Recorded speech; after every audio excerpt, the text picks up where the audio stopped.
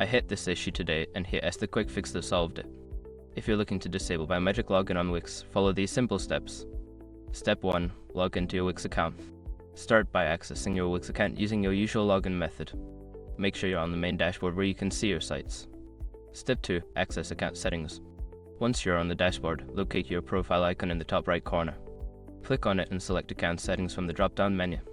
Step 3. Navigate to security settings. In the account settings menu, find and click on the security tab.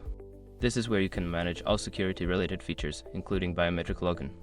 Step 4. Disable biometric login. Look for the option labeled biometric login.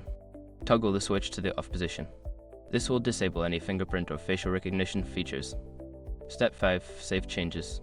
After disabling the biometric login, make sure to click the Save button at the bottom of the page to apply your changes.